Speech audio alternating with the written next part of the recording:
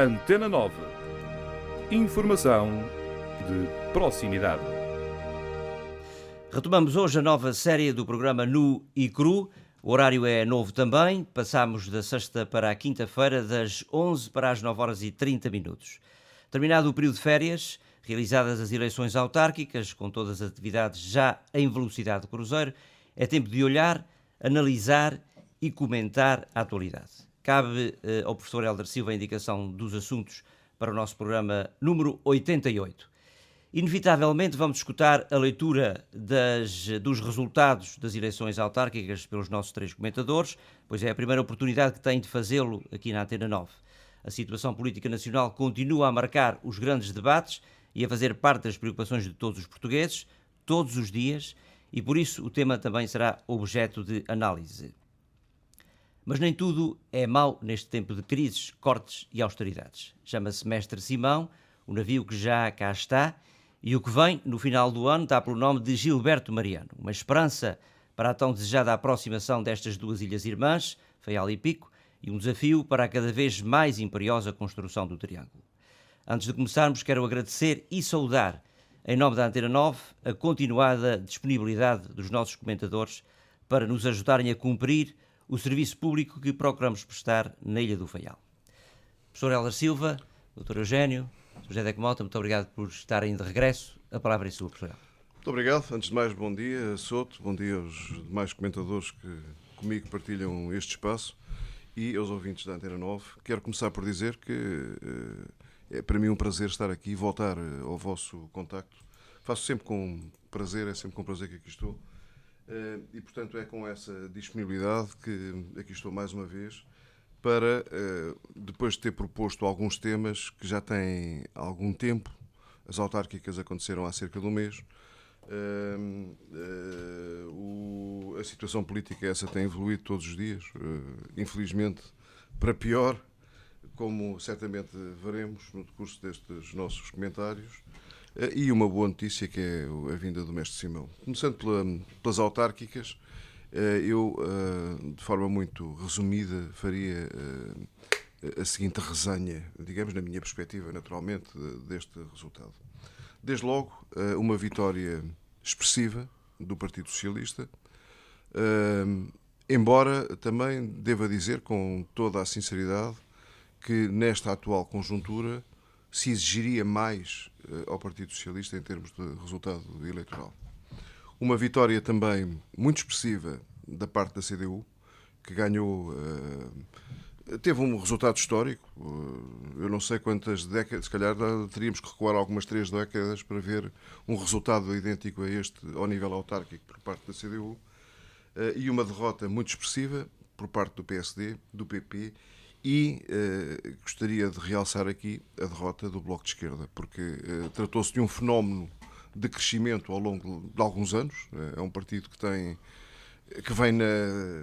que evolui de outros partidos e muito particularmente da UDP, mas que depois de alguns anos de crescimento contínuo entrou claramente numa fase de declínio que não estará, claro, certamente distanciada desta bicefalia que o partido hoje vive, mas eu penso que o fenómeno é mais complexo e tem causas mais profundas do que a mera liderança do partido e terá a ver até com uma falta de identidade do próprio partido. Esta coisa dos partidos se juntarem a causas, associarem a causas que são causas que podem ser muito interessantes, mas que associam vontades que estão elas mesmas dissociadas da política, acaba muitas vezes por ter resultados como este que se observa, na minha leitura, por parte do Bloco de Esquerda.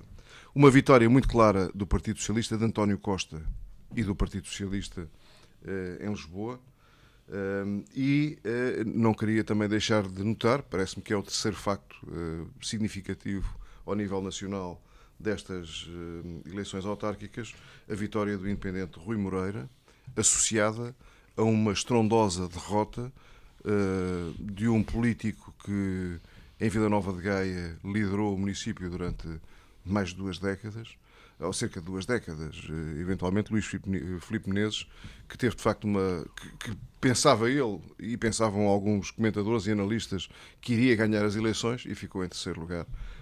E isto é de facto um sinal que tem que ser interpretado, embora eu também não exageraria na interpretação, porque nós vimos aqui alguns fenómenos idênticos no passado que depois se diluíram.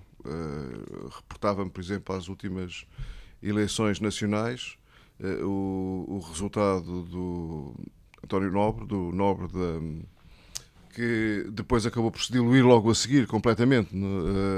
E, portanto, há aqui, ou melhor, a vitória nas presidenciais, nas últimas presidenciais, que depois acabou por se diluir nas eleições nacionais. Ao nível regional, a vitória do Partido Socialista, penso que merece destaque. A derrota do PSD, clara. Aqui, a CDU, penso que teve um resultado mais fraco do que aquele que obteve a nível nacional. O que não deixa também de notar, na minha leitura, alguns problemas, provavelmente, diria eu, de liderança ao nível da CDU, a nível regional. O Bloco de Esquerda também acompanhou, digamos, a tendência nacional. O Bloco de Esquerda na região diluiu-se. Não digo que desapareceu, mas perdeu muita da sua expressão. Ao nível pontual, a derrota do PSD, naturalmente, foi por antagonismo algo de marcante, digamos, deste resultado. E ao nível pontual, queria destacar a vitória do PSD na Ribeira Grande, que foi algo de surpreendente.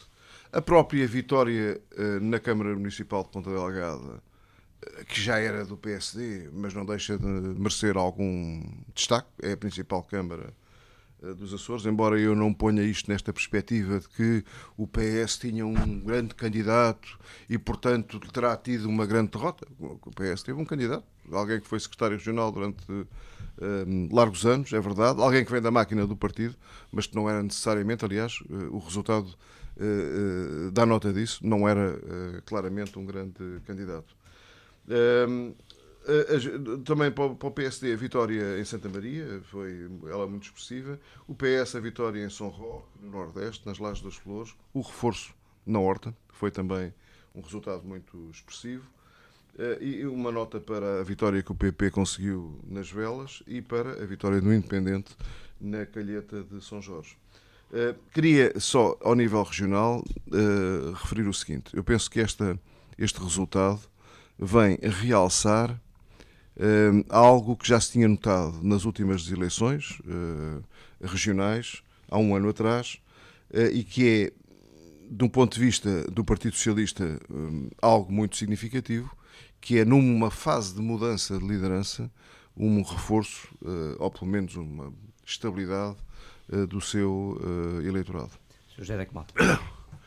Bom dia. Em primeiro lugar, eu queria também registrar a minha satisfação por este regresso, por este retomar do Nu e Cru, mas queria principalmente felicitar a Antena 9 por aquilo que me parece ser o esforço que está a ser feito neste momento no sentido em termos da programação em geral e em especial da programação de natureza informativa, estar a procurar horários eventualmente melhores, estar a procurar reforçar a sua capacidade de intervenção na sociedade, o que é um esforço muito louvável e de apreciar, e que eu pessoalmente aprecio muitíssimo sempre que ligo o rádio e vejo que as diferenças são notórias para melhor.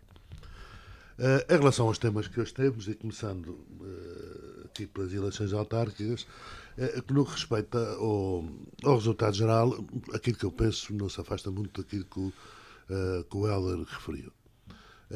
Há de facto uma vitória nacional do Partido Socialista, mas o Helder também sublinhou um pouco isso. É uma vitória, e é uma vitória importante, mas não é uma vitória estrondosa. Na noite das eleições foi notório que o bom resultado de Lisboa serviu para empolar o resultado nacional do Partido Socialista. Mas não é uma vitória estrondosa se virmos os números, se virmos as percas de votos. Agora, É um resultado, de facto, muito bom em termos de mandatos, porque em muitos sítios, mais ou menos inesperadamente, o Partido Socialista beneficiou claramente da situação nacional digamos, das dificuldades gerais do PSD. O PSD aguenta-se, por regra, há exceções, mas por regra o PSD, ou seja, em muitos casos a coligação dos partidos que estão no poder da República, aguentam-se nos sítios onde tinham trabalho autárquico bem julgado positivamente pelos respectivos eleitores. Nos sítios das modificações e das mudanças. Não se aguenta. Quer dizer, não tinha hipóteses, como foi o caso da Horta.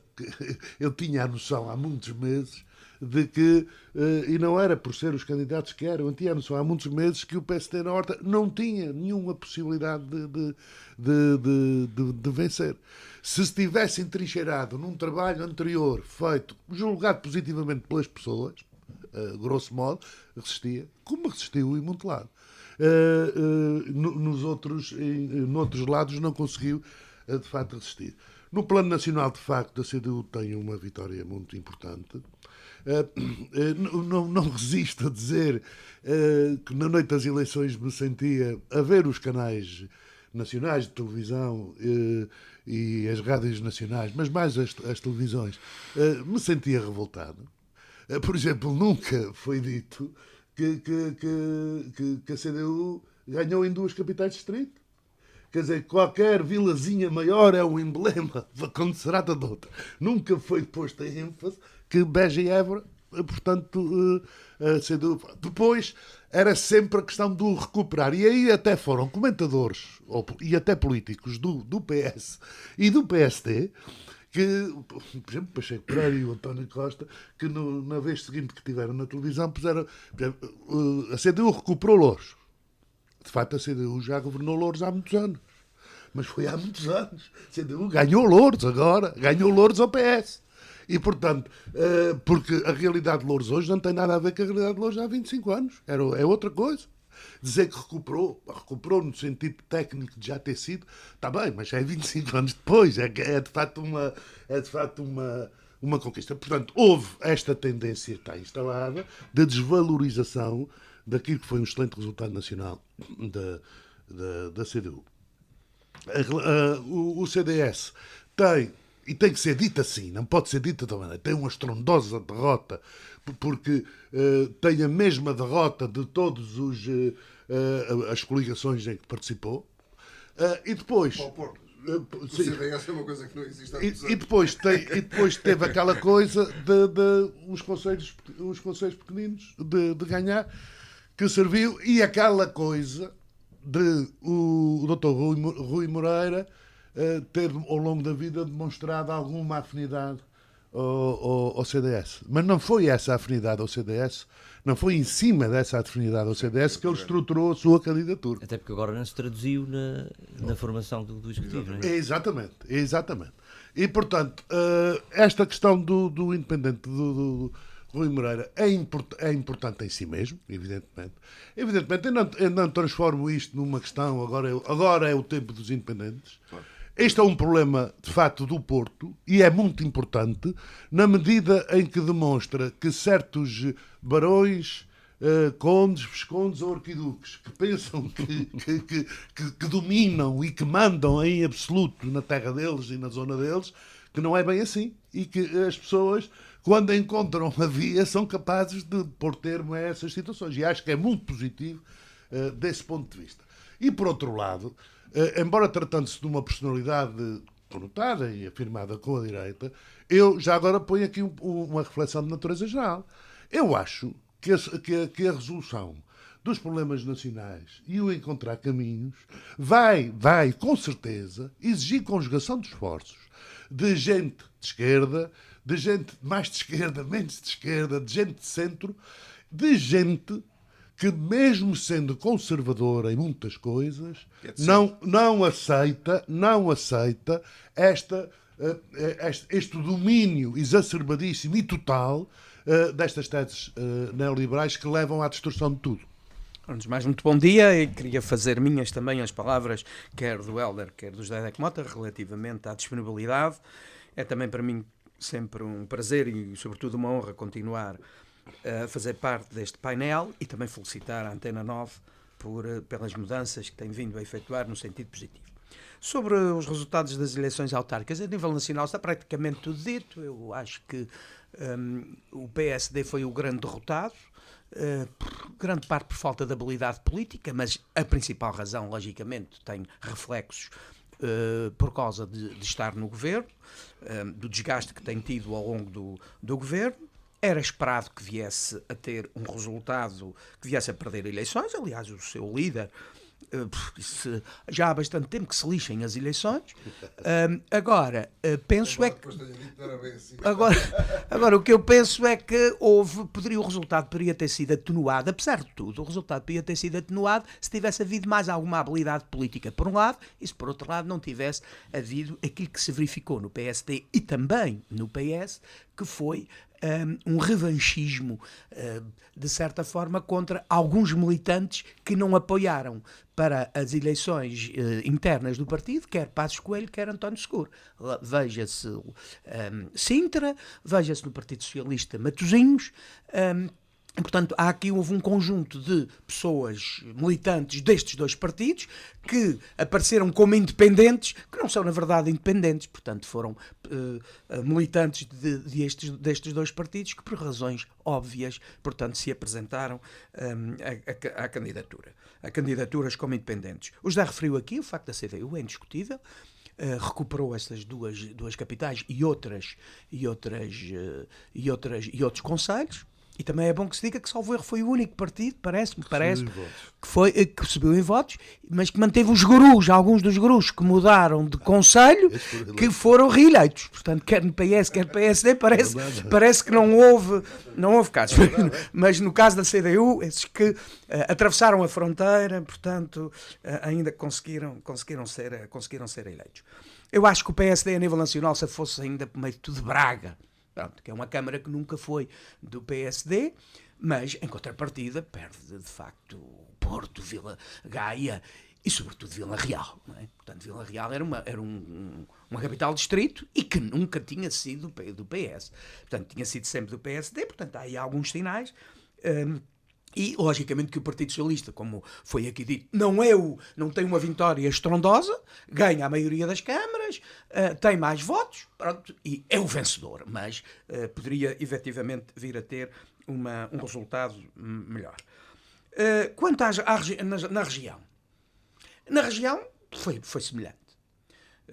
O PSD teve uma derrota grande. Se fosse Ribeira Grande. Eu penso que se o PSD não ganha a Ribeira Grande, de facto tinha sido uma derrota estrondosa. Conseguiu manter Ponta Delgada, é verdade que o candidato era um candidato forte do Partido Socialista, mas era do PSD. De resto, eu vejo com alguma consternação e algum pesar, não deixo de dizer, que de São Miguel para baixo, tanto para baixo não, das outras ilhas, vamos lá, a boca vem à verdade. Com São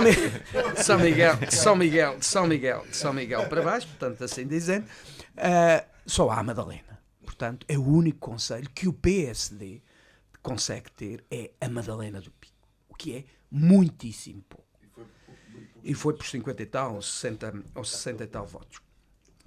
Para além disso, vejo também com pesar uma ilha como São Jorge, que eu ainda a última vez estive num congresso do PSD, salvo erro, em 2005, eu fazia o resultado das análises de 2004, tinha sido a única ilha que na região era laranja, em que o PSD tinha ganho, ver que em nenhum dos concelhos o PSD ganhou a autarquia. Recordo-me que em Calheta de São Jorge, se não me falha a memória, o PSD chegou a ter 5-0. Na Câmara. É verdade, foi. E as juntas de freguesia era praticamente só a oposição só elegia nas assembleias de freguesia, melhor dizendo, um candidato, e havia situações onde era só PSD. Havia uma exceção em Santo Antão, no topo. Exatamente. E o resto era tudo PSD. Há de facto aqui algo que é preciso, o PSD tem que repensar, e a nível regional não posso deixar também de lamentar o comunicado do PSD, quando vem dizer que, apesar de tudo, teve mais votos do que tinha tido em 2009, porque tinha ganho a Ribeira Grande e a Ribeira Grande tinha maior população que alguns dos concelhos que se perderam.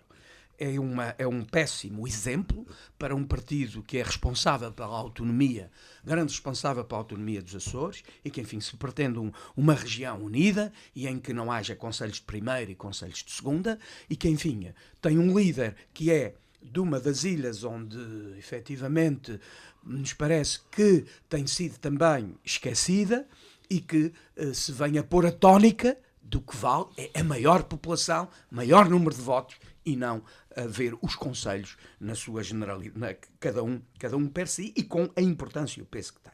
A nível local, foi parecido, mas eu penso que a nível local o PS teve aqui uma vitória como nunca tinha tido. Obtém o maior número de votos de sempre, nem nos tempos áureos do Partido Socialista. Tem uma vitória que tem, em números absolutos, o maior número de votos e, logicamente, a maior percentagem, e isto ocorre depois de 24 anos de estar no poder, com o desgaste natural que tem. Eu, na altura, tinha dito, quando foi da coligação, que depois veríamos, mas que a minha opinião era muito claramente de expectativa negativa sobre o resultado da coligação. Infelizmente, concretizou-se. As contas de Sumir, mais uma vez, verificaram-se, e que é difícil fazer as contas de Sumir.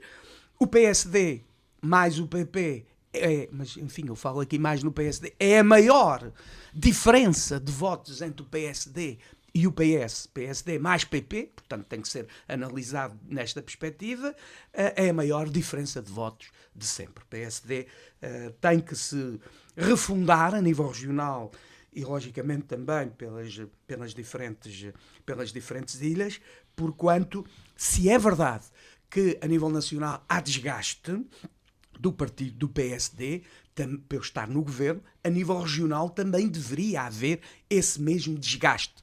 E concretamente na Ilha do Faial, onde, apesar de há 24 anos estar no poder autárquico, o governo regional e o Partido Socialista, o governo regional, melhor dizendo, tem sido padrasto para a Ilha do Faial no que diz respeito à realização de investimentos. Veja-se agora o que já está na proposta do plano 2014, em que se ouve dizer que a terceira é a ilha que tem maior aumento de verbas no plano, e o Faial é a que tem maior redução de verbas no plano. Nessa perspectiva, portanto, penso que o Partido Socialista, ou melhor dizendo, o PSD, terá tido uma derrota grande por também não ter sabido transmitir ao longo destes anos, um pouco talvez aqui com o que o José referiu, também ter feito algum trabalho que se mostrasse como alternativa.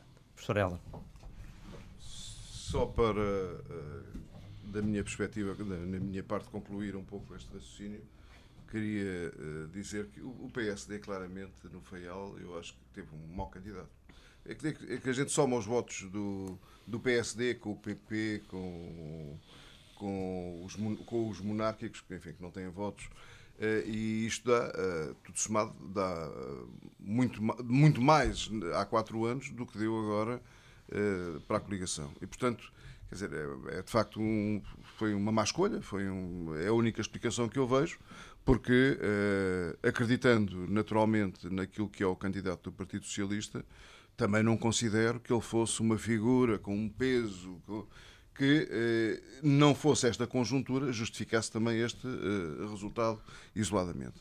E, portanto, o PSD apostou mal, o que, aliás, eu também já percebia, e acabou por se confirmar isto nas eleições. Bem, relativamente ao segundo tema, passando para o segundo tema, a situação política nacional, eu gostaria de começar por utilizar 3 palavras que, assim, muito rapidamente, para mim, marcam estes últimos meses, digamos, da situação nacional.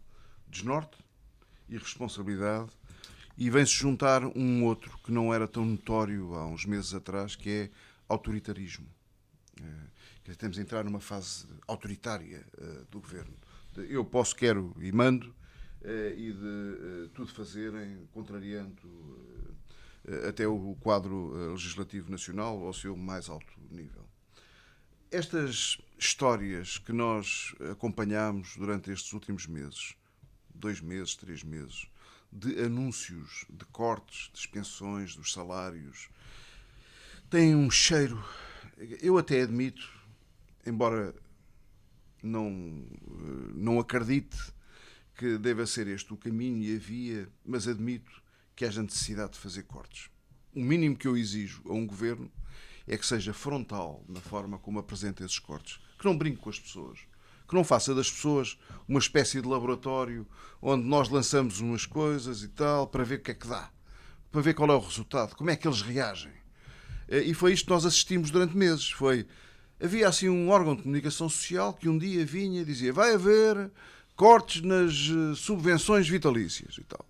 Vai haver cortes nas subvenções, nas pensões de sobrevivência. Depois tiravam um número assim, 10%, depois atiravam outro número, 15%, depois havia um teto, depois... Isto foi assim. Os cortes dos vencimentos foi a mesma história. Quer dizer, foram saindo assim uns números, vai haver um corte de 5%, depois é 10%, depois afinal já era 12%. Cheguei até a ver, poucos dias antes do anúncio, um órgão de comunicação social que anunciava um corte que poderia atingir os 15% nos vencimentos. E, portanto, quer dizer, isto não acontece por acaso. Eu não acredito, sinceramente, eu não acredito que os jornalistas nacionais andem para aí a fazer... Acredito que alguns sejam manipulados pelo poder político. Mas não acredito que deliberadamente e irresponsavelmente jornalistas venham lançar aqui números assim, desta forma, não é? E, portanto, tem que ter alguém por trás a lançá-los. Isto não é maneira séria de fazer as coisas. Maneira séria é ponderar, é discutir, e apresentar com frontalidade às pessoas, em primeira instância, em primeira mão, aquilo que se pretende fazer para resolver, no seu entendimento, os problemas do país.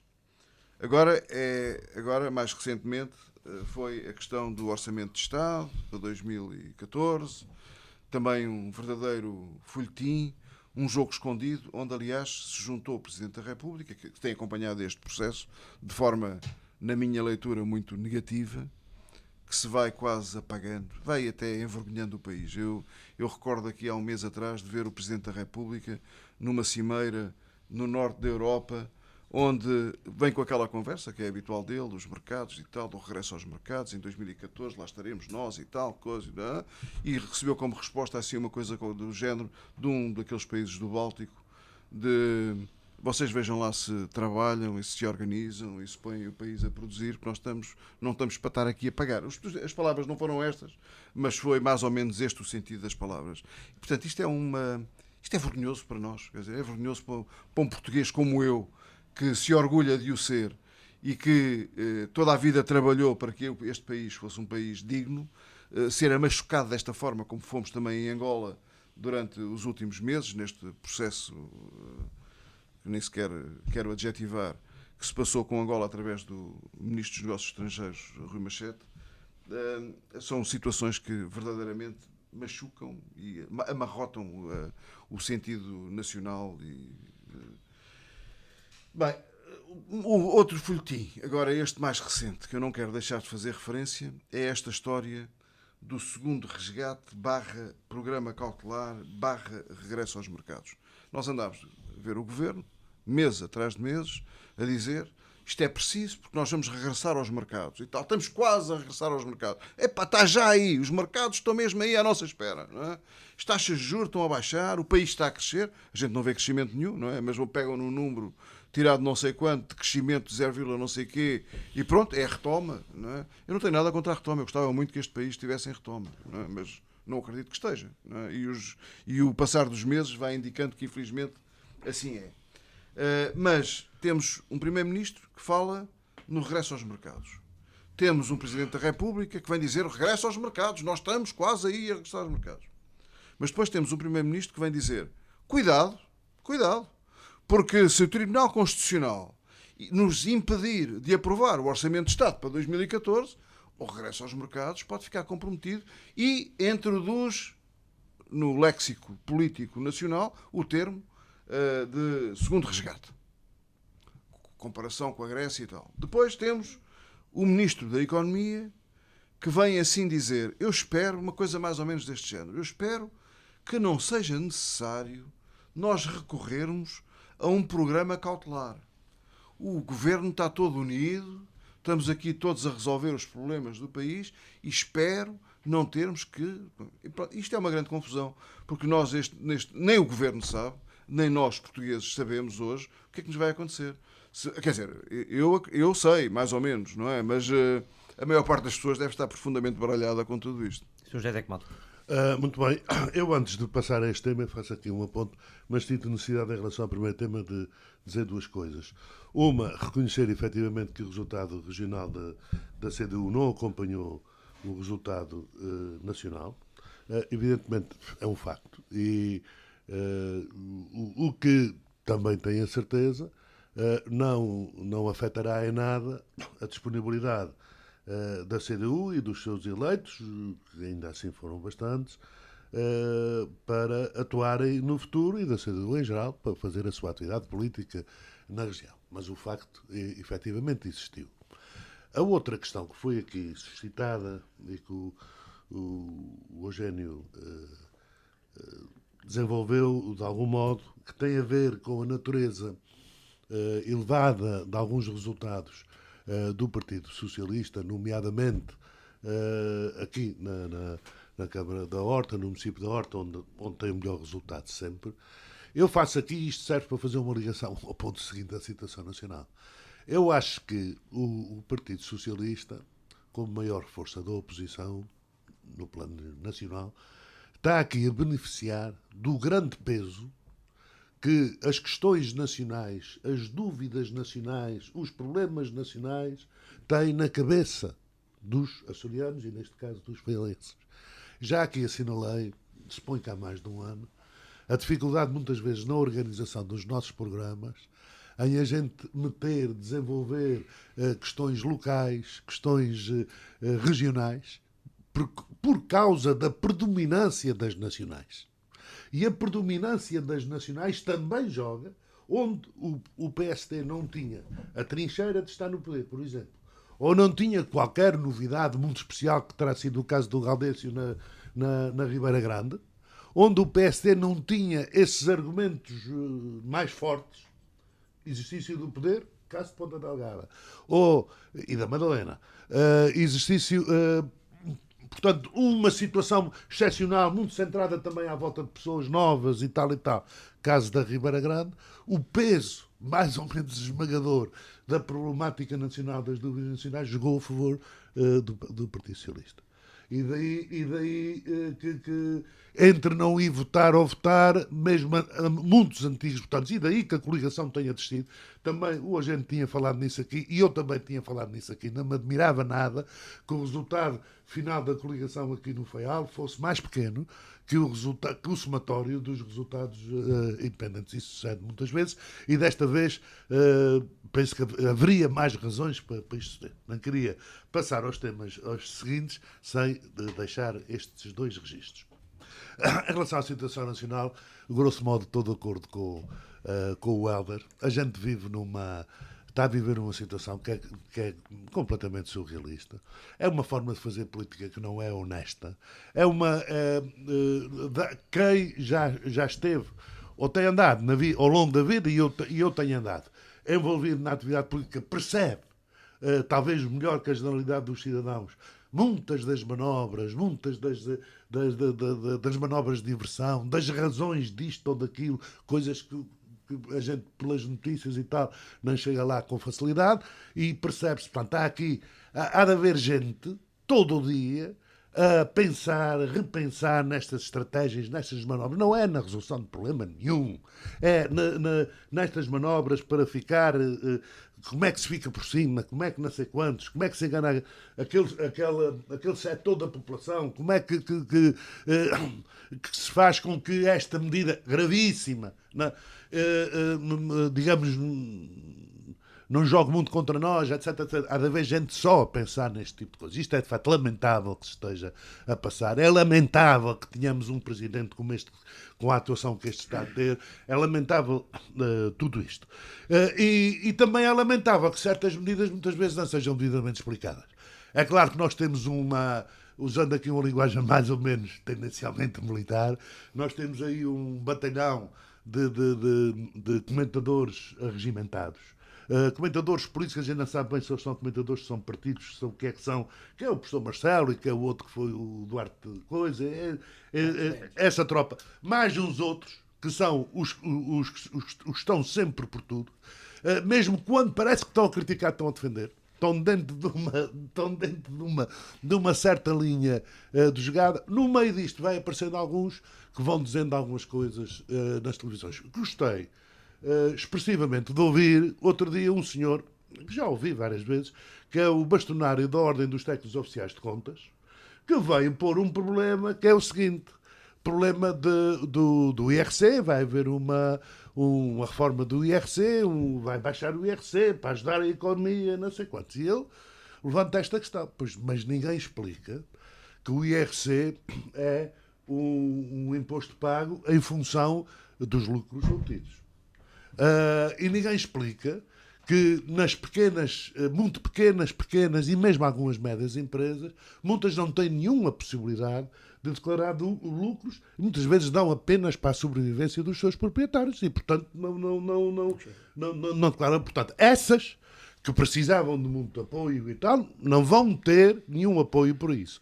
As 1000 e tal maiores, essas, vão ter, de facto, um apoio expressivo. Mas ninguém explica que essa medida não é universal para a economia. Mas há uma outra que é universal e que prejudica todos, que é o pagamento por conta passa de 1000 euros para 1750 euros. Exato. E, portanto, o pagamento de conta passa para 1750 euros e esses que não são beneficiados com a redução do IRC porque não têm lucros para declarar, portanto, aquilo que ganham são os ordenados deles na prática, esses têm que fazer face a isto. E, portanto, isto também mostra a natureza das medidas, a natureza ideológica das medidas que estão a ser tomadas, que era arrebentar com o pequeno comércio e com a pequena unidade económica da iniciativa privada. Temos agora um outro romance que, com certeza, num dos próximos programas vamos ter que abordar, que é esta história da reforma do Estado. Eu estou um bocadinho, talvez hoje, cansado, porque tive ontem 50 minutos a ouvir o Dr. Paulo Portas. E 50 minutos daquele espetáculo que faz moça, não é?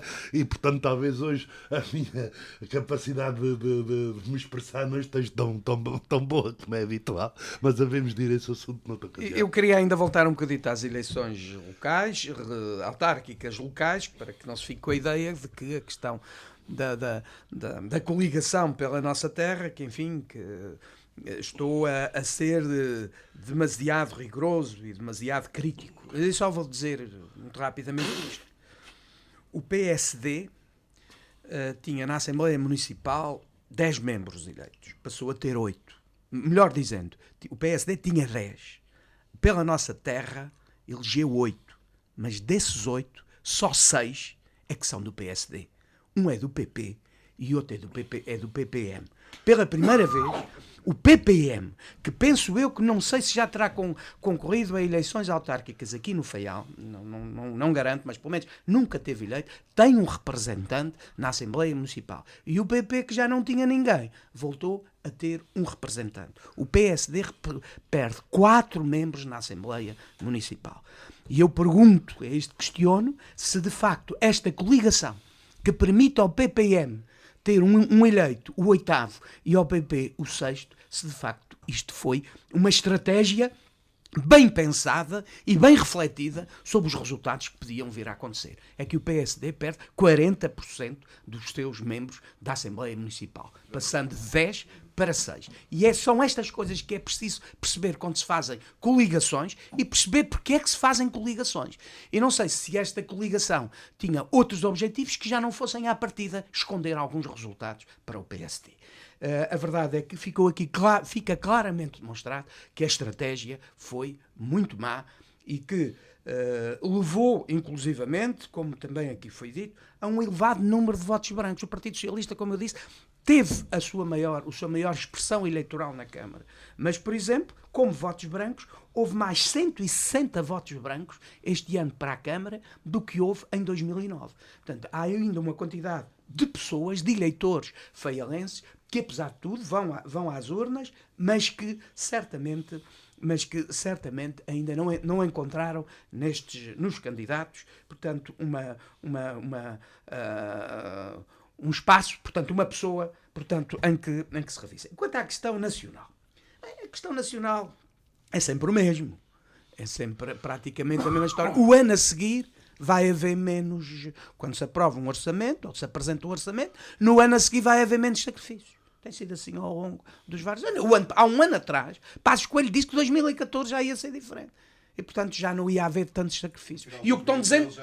Exatamente. Em 2013, na festa do Pontal, na festa do Pontal, em agosto de 2013, ele referiu, dizendo... Em 2012, ele disse que haveria uma retoma e, portanto, já 2014, 2013, portanto, haveria reflexos. A verdade é que a batalha do déficit continua por ganhar. O déficit vai ter que ser reduzido à custa de mais fundos, os fundos dos CTTs e, salvo erro, o fundo dos portos, e, portanto, para regularizar, portanto, aquilo que tem vindo a ser feito há alguns anos, houve, de facto, aí 1 ou 2 anos em que isso não foi. A retoma, pronto, é um bom sinal a ver, mas também é preciso perceber a que é que corresponde. Eu penso que a entrada do Ministro da Economia, Pires de Lima, foi um bom elemento para o Governo, mas percebe-se que há falta de liderança do Primeiro-Ministro. O Pires de Lima vem dizer, como já aqui hoje foi referido a algumas coisas, que, enfim, num governo coeso e num governo, portanto, onde houvesse uma forte liderança, não pode haver aqui os sinais de contradição entre aquilo que o Primeiro-Ministro e o Ministro das Finanças dizem e o que outros ministros dizem. Uma coisa é certa, é a única coisa que tenho relativamente a Passos Coelho. Eu critiquei muito Sócrates e foi uma das coisas que enfim, que me levou a criticá-lo e, de facto, já quase nem o podia ouvir, era, de facto, o não falar a verdade. Pronto, para não dizer que mentia. A única coisa que certa de Passos Coelho é que aquilo que ele diz que não vai acontecer, é que vai acontecer. Ele diz que não vai aumento dos impostos, é isso que acontece. Ele diz que não vai haver mais cortes, é isso que acontece. É a única certeza que nós temos. Quando ele diz que não vai acontecer uma coisa, essa temos a certeza que vai acontecer. Hoje é o Dia Mundial da Poupança. Vou aqui fazer uma pequena referência, porque ainda ontem ouvi e acho que é interessante. Quer-se aumentar a poupança, mas aumentou-se o imposto de capitais, o antigo imposto de capitais, o imposto sobre os rendimentos. Passou de 20% para 28%, salvo erro já no orçamento anterior. Mas fez-se o aumento igual para todos. Quem tem 1.000 euros de poupança paga 28%.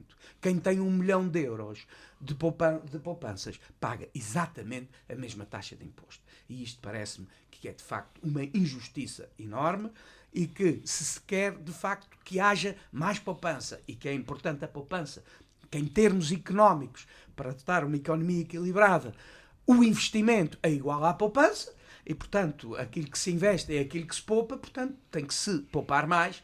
Eu acho que também que era preciso, tal e qual como o exemplo que o José aqui referiu do IRC, das pequenas e micro e médias empresas que nem sequer chegam a ter lucro para beneficiar do IRS, também seria importante nos impostos, nos impostos sobre os rendimentos da aplicação de capitais, também quem tem menores poupanças não pagasse tanto como quem tem grandes fortunas. Professor Helder, vamos para a nossa última ronda. Eu aproveitava nesta última intervenção para fazer referência àquele que foi o terceiro tema que propus, uma muito breve, necessariamente referência, para dizer que, para expressar a minha felicidade e satisfação com este novo navio da Atlantic Line, o Mestre Simão, que representa uma grande inflexão naquilo que eram as intenções do Governo, não do anterior, relativamente à política para o trânsito de passageiros e automóveis. Este navio, este conjunto de navios, uma vez que em 2014 teremos um outro mais direcionado para o transporte automóvel, mas este já transporta 8 automóveis e 300 passageiros, representa de alguma forma aquilo que todos nós ambicionamos há muito tempo, que é a construção da tal ponte que nos pode ligar aqui Pico Faial e até também um pouco com São Jorge, aumentando os fluxos, permitindo que nós possamos fazer com alguma facilidade aquilo que muitas vezes até gostaríamos de fazer e não podemos. Pegar no carro e passar umas horas, almoçar, jantar, eventualmente, na outra ilha e regressar a casa ao fim do dia, ou com muito mais agilidade. Ou até no dia seguinte, porque aquilo que se tem passado muitas vezes, e que todos nós experimentamos, é querer ir passar uns dias ao pico, nós aqui do Faial, e depois o carro tem que ficar mais não sei quantos dias, porque há um desajustamento entre a nossa vontade, a nossa necessidade de regressarmos à ilha num determinado dia e aquilo que é a possibilidade de fazer transportar o automóvel. E, portanto, é uma excelente novidade. Eu não quis deixar de pôr nesta proposta de temas, porque felizmente o mundo e o nosso não é todo negro. Não é? Exatamente. Bem, eu também sobre este tema, penso que é uma questão muito importante. Como sabem, sou um apaixonado por navios e por mar, e também no plano político fui dando sempre ao longo da vida atenção a este problema dos transportes. E sou há muitos anos um defensor da introdução de um esquema de transportes. Evidentemente que este é um problema interligado a outros, nomeadamente à questão da operacionalidade e da capacidade de operacionalidade dos portos. Trabalhou-se nos últimos tempos nesse sentido. Vamos a ver se as coisas resultam. Um navio com capacidade de transportar 8 automóveis e outro com capacidade de transportar 12 ou viaturas maiores, eu considero que é um primeiro passo. Mas eu considero que numa geração ou em 2 gerações, a ligação entre o Faial e o Pico, e também, pelo menos numa parte do ano com São Jorge, vai ter ou tem a possibilidade de ter uma modificação profunda, muito profunda. Muito profunda do ponto de vista dos nossos próprios comportamentos, mas também da organização da sociedade, dos serviços das empresas, etc. E, portanto, vai haver a necessidade, espero eu, já não é para mim, mas vai haver a necessidade, daqui a uns anos, dos navios para transporte de passageiros e de automóveis serem maiores. Vai haver, porque vai-se desenvolver essa necessidade. E isto acho que é um passo muito importante. Agora, o navio que nós temos ali, o Mestre Simão, é um navio curto, largo e alto. E é um navio que não é preciso recuar muitos anos, não se conseguia que ele desse a velocidade que vai dar. Portanto, é um navio que é possível hoje, em função de evoluções tecnológicas, que permitem pôr 16 ou 17 nós a ser a velocidade de cruzeiro, ou 15, ou 14, ou 16, ou 17, mas um navio com aquelas características, 40 metros de comprimento por quase 11 de boca, e com aquela altura, havia, eu lembro-me vários, mas a velocidade de cruzeiro era 9 nós, era 10 nós, era 7 nós. Tem a ver com as características do navio. Entretanto, do ponto de vista técnico, foram questões, potências instaladas, etc., linhas, saídas de água, etc., foram questões que foram sendo resolvidas e que é possível. E aquilo é efetivamente um navio concebido daquela forma, curto, largo e alto, para poder operar no principal porto que vai operar aqui, que é o da Madalena. Não é? E, portanto, espero, tenho alguma, entre aspas, uma ansiedade para ver os testes de mar e o comportamento. Espero que tudo corra bem, mas espero do fundo que tudo corra bem para darmos de facto este salto. Não é? E temos ali, penso eu, um bom navio. Espero que aquela um quarto de milha final na entrada da Madalena, no chamado Caneiro com o Mar do Norte, que ele consiga aguentar bem de popa para ter uma operacionalidade elevada. Espero bem isso. Eu, em primeiro lugar, quero manifestar também satisfação de ter chegado, e a primeira referência que faço é aos nomes. Eu não sabia que se ia chamar Mestre Simão, acho que é com toda a justiça, assim como também hoje é que fiquei aqui a saber que o próximo se chamará Gilberto Mariano, que foram, de facto, 2 homens do canal e que com condições muito difíceis. E a Gar do Pico vai chamar-se João Quaresma. E muito bem, Olha, outra que também acho sabia. muito bem, também não sabia, mas acho muito bem, acho que é de toda a justiça, concretamente É 3 pena que o homens Faial não ligados tenha ao um mar. nome também. Mas que estes 2, quer Mestre Simão como quer Gilberto Mariano, atravessaram aí o canal em condições muito difíceis, um como mestre, outro como apoio às populações, depois transporte de mercadorias e apoio às populações, e é, portanto, toda a sua justiça. 26, 27 anos depois, cá está um barco, depois dos cruzeiros, temos uma nova geração de barcos, pelas características que o José aqui referiu, portanto, devido à evolução tecnológica, que, portanto, esperemos que tenha, de facto, melhores condições para as tripulações e, sobretudo, para as populações, para os utentes, aqueles que o utilizarem, e que, de facto, possa vir aqui melhorar uma qualidade, uma melhoria qualitativa, tal e qual como os cruzeiros representaram relativamente às lanchas de madeira, a espalamaca, a calheta e a velas, que esta nova geração também representa essa melhoria, este salto qualitativo. Espero bem que sim. A questão dos automóveis, congratulo-me, de facto acho que é extremamente importante, mas vou aqui apenas deixar aqui uma situação, é que os responsáveis pela transmassora e pela fixação dos preços, que tenham atenção, para que aconteça isto que todos nós esperamos, o Hélder, o José e eu também, que haja de facto uma ligação também de carros, se poder passar lá 1 dia, 2 dias, 3 dias, que seja feito a preço acessível. Porque também, se é para fazer a um preço elevado, eu creio que é negativo. A empresa, se calhar, não terá as mesmas receitas que poderia ter e julgo que não será tanto incentivador atravessar o canal para ir à vizinha ilha e vice-versa, do pico para cá, se não for a um preço aceitável e a um preço apetecível. Porque não pode ser os 100 euros ou os 120 euros que o ferry leva atualmente. De maneira que tem que ser um preço bastante mais baixo. Se for para assim, que, de facto, não resolve nada. Não resolve nada. É para andar o espaço dos carros, estar vazio. Portanto, é aqui um alerta que quero aqui deixar isto, para que, de facto, também nessa vertente possa ser, de facto, um importante passo para também dar um impulso nas economias destas 2 ilhas, também porque é importante.